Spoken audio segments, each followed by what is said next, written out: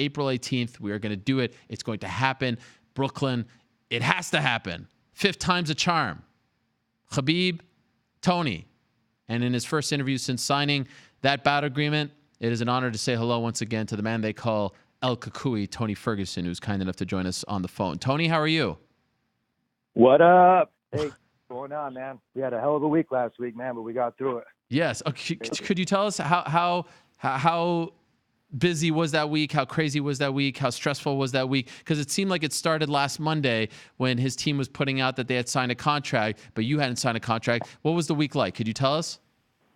It was cool, man. I mean, I was just coming off vacation, and I get a text from my agent. He's like, hey, they're going to send over a bout agreement out of nowhere, man. There was, like, no talks. I was like, all right, cool, you know what I mean? I'm like, all right, who are they offering?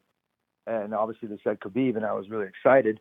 The manner that they did it really, to me, wasn't the way I would have wanted it to go, so it made the week kind of unpleasant. But my fans, they're freaking great. I mean, they didn't really know what was going on, but they kept it really lighthearted for me.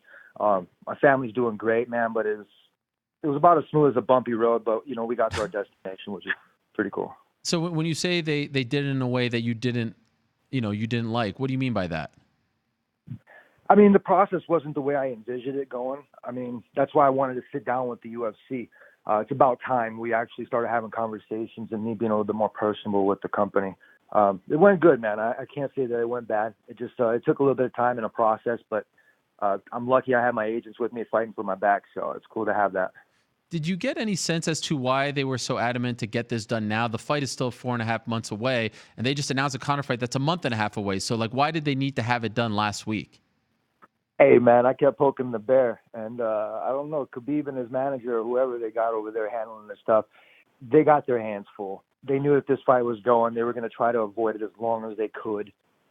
Throw in GSP's name, Gaethje, Conor, you go for it, man. I'm the people's champ. He's going to get the people's elbow with the eyebrow. Did you sincerely get the feeling that they were trying to find another opponent and not fight you? No. This is chess, not checkers, baby. And like I said, man, I'm in this for a tournament. You have to beat everybody in order to be the champion. And I'm beating everybody. So it doesn't matter who they're going to put in front of me. It's a stepping game, man. And these guys are milestones. Okay, and so late last week on Friday, you actually went to Las Vegas with your management, Ballingeet Group, your representatives, your agents, and you sat down with UFC brass and you signed that contract. What was that meeting like for you? Well, I mean, check it out. It all went pretty fast. I mean, look at after ESPN sent us the letter, and then Brett Okamoto went and said a bunch of stuff, about the fight and then the hype that was going on. We requested a meeting, and it was important to me that we needed to make sure that we had this meeting and that we were both on the same page, not just somebody that's going to go in over here and make my countrymen do push-ups and make fun of them. I use that hashtag. It's like, I got 2 to the chops for this dude, and he owes me 20 push-ups. That's the serious part. I had to move, family stuff. We were about to go get our Christmas tree and do some cool things like our tradition on the Friday. I had to move all that. I had to apologize to my kids because I made a promise, and I had to tell them we'll go on Saturday. Daddy has to go and handle business. My management, hey, dude, they were in Mexico, man. They were fucking gone. And they ended up dishing out a day early to come and help me out just because the UFC wanted to get this thing done very fast, even though it's 4 months away. I understand, the time and effort from Dana. I appreciate that, especially from Hunter. It was nice to sit there across the table and talk turkey.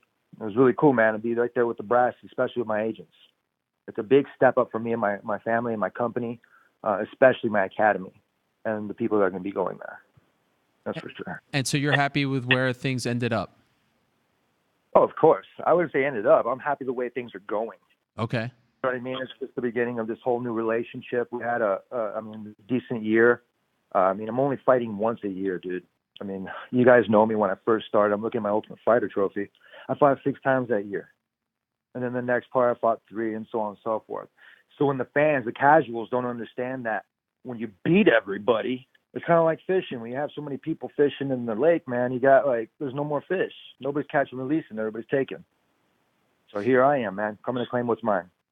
I remember when I spoke to you after Khabib's win over Dustin Poirier in September, you said you were ready to fight December 14th. In the end, this fight is happening in April. Why? I mean, obviously, it takes two to tango, and he has to agree to that date as well. But why is it happening in April and not March or February? I'm not sure. You're going to have to ask the UFC on that. I mean, Khabib is still on his world tour. He's doing things, kissing babies and signing pictures and doing all that fun stuff. Who cares, man? I'm ready for February. I was ready to take another opponent if they were going to fucking do some crazy stuff. But everything worked out.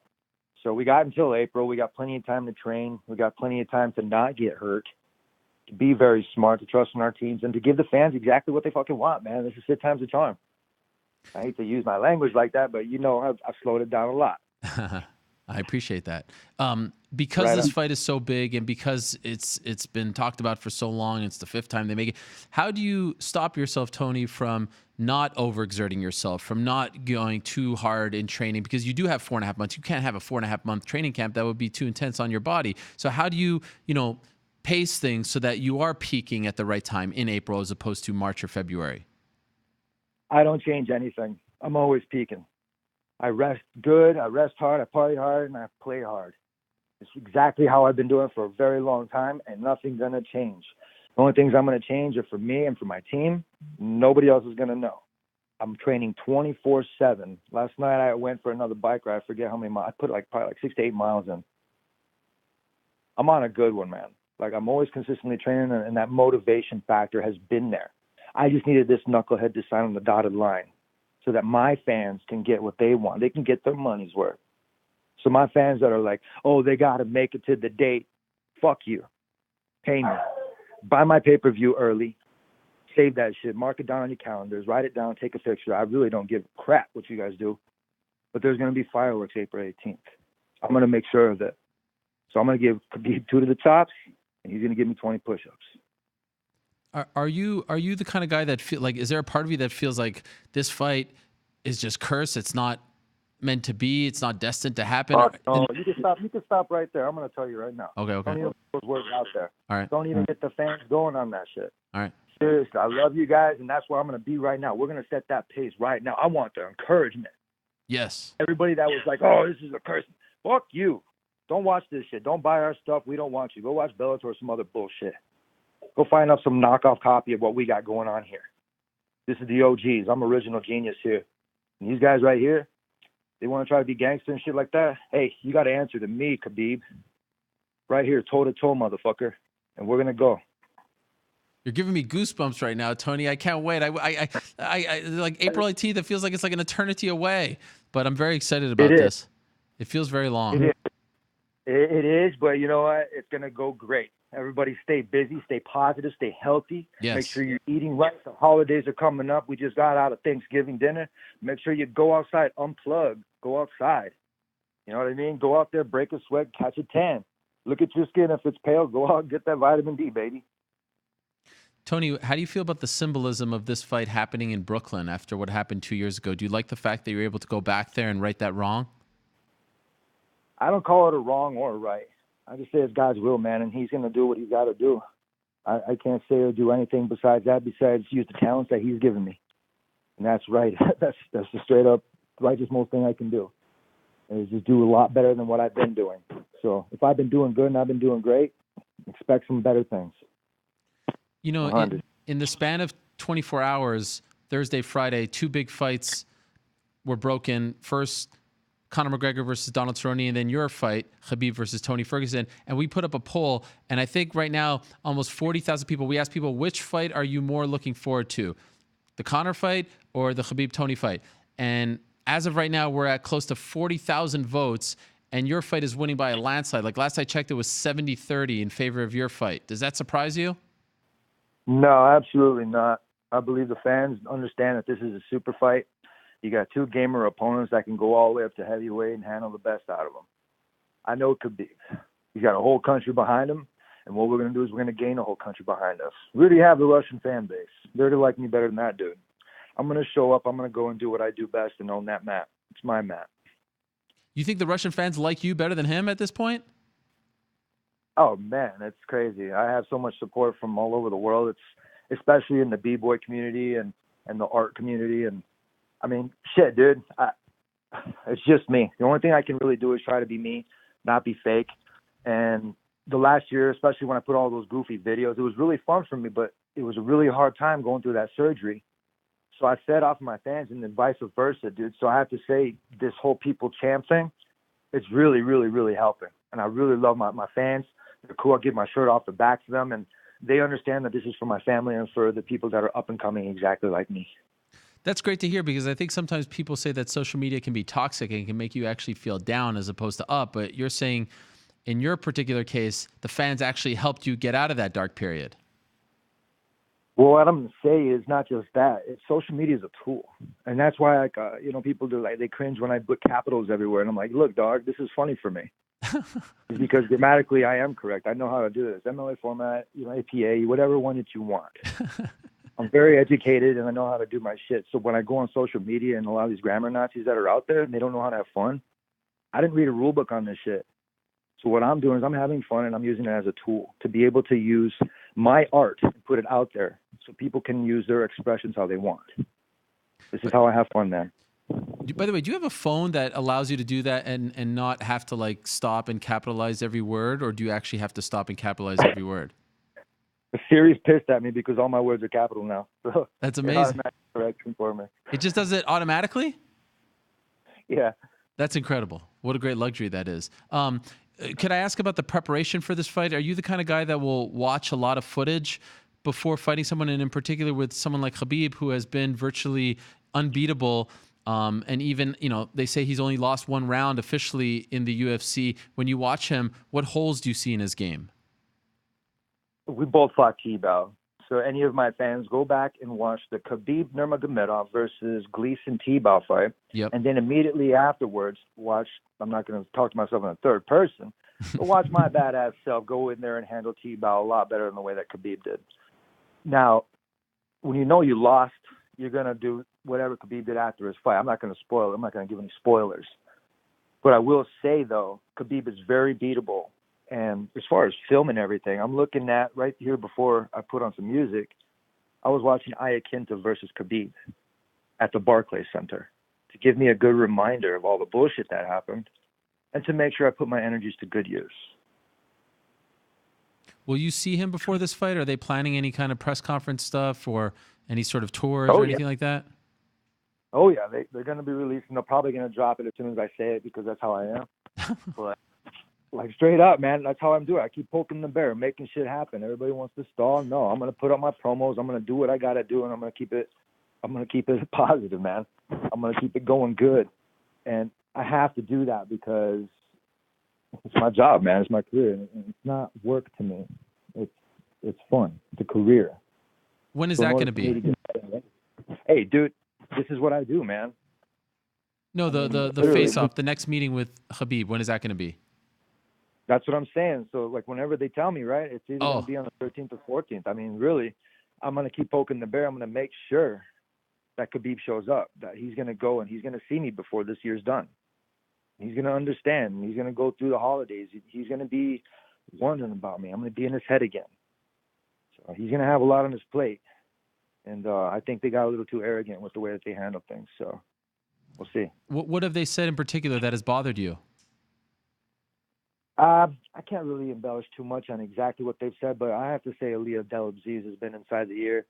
And as far as Khabib and I talking shit, we can go back and forth, but we're going to leave that for the phone call when we do that interview. Okay. And I'm just wondering if you've allowed yourself, Tony, to think about what would happen if you are the first man to beat Khabib and you win that belt after everything that you've been through, what that would mean for your family. Do you allow yourself to dream about what that moment would be like for you and your family, how it would feel? Do you go there when you think about this fight, when you dream about it? No way, dude. He's another opponent. I already beat that dude. I showed up at UFC 209. I saw on his face. I saw quit. I called it out. I called my shot, and it worked. Now, I'm in this dude's head. He's like looking at me. He's going to train so hard, and he's going to be so nervous. He's going to make a mistake. I'm going to capitalize on that. I'm going to catch him during the scramble. It's scrambled eggs, baby. You think you'll finish him? Hey, I told everybody I'm gonna make him piss blood. I said that a while ago. I owe him 2 to the chops, and he owes me 20 push-ups. And that's what I'm saying. I'm going to keep going there. And this guy's got an issue, and his name's Tony Ferguson, and I'm coming after him. It's hunting season, baby. Was there ever a point where you thought that this fight may not happen, where they would go in a different direction? Were you worried about that at all? No way. I'm going to make it happen. The Russian demographics on my side. Like I said, Khabib thinks he has that whole place over there. No way, dude. I got my full country behind me, and I got the world.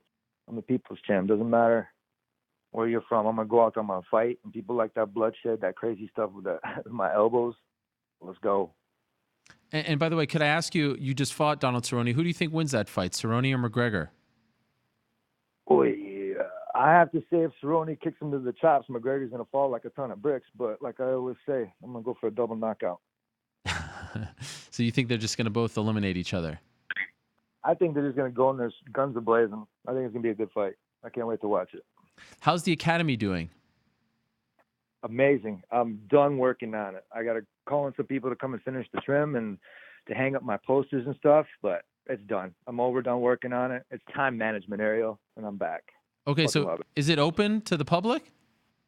No. It's a full private facility. My agents are actually helping me close it out before the year is done. Okay. And we're going to be having some tryouts, trainers and fighters. It's going to be interesting. And I'm actually going to be doing like a little press thing there. So we'll keep you guys in the loop so that way you guys can come and watch me work out.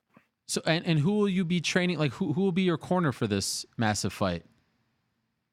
I have my crew that I pick from. And we actually get to have an extra one this time. Usually, I've been fighting main event for a very long time, right? And for champions, and I've never had to go backwards. So when I only had to have 3 cornermen back in there, I had to be very decisive on my main guys. But now I get to have one extra, so it's going to make it interesting for who's going to be able to go back there. But if my training partners are listening, or anybody that's up there, you guys are going to have to work. You guys want that spot? You're going to have to work. Let's get this W. And Tony, if you guys cross paths, if they do a press conference in Vegas, are you worried about any stuff? Like usually when you guys have been toe-to-toe, nothing has happened. Are you worried about any extracurricular stuff, any extra tension, any theatrics, fireworks, or do you think it will be relatively civil? No. I think it's going to happen. You do? I call it out right now. Fuck yeah. It's going to. You got 2 dudes that don't like each other, man. We can be civil, we can be like this, but if somebody's going to you can't tell what the trainers and people are going to do. I can tell my crew is ready, man. My crew fucking trains a shitload of people. They train a fucking army. They don't even know. We might look like we're not much, but we handle shit. Look at me. I handle heavyweights, ankle pick. I'm not scared of nobody. These guys want to go in there. I have to go one-on-one versus Khabib. If anybody want to fuck with us, they're going to ruin this shit. And then you're going to have a whole angry fucking mob of people after that one person, whoever fucked up. No way. Everybody play nice, or El Cuckoo's going to come after your ass. This is such a great story, Tony. I'm really happy for you. It's heartwarming after everything that you've been through and the bad luck that this particular fight has had on your side and his side, that they're going back to the well one more time.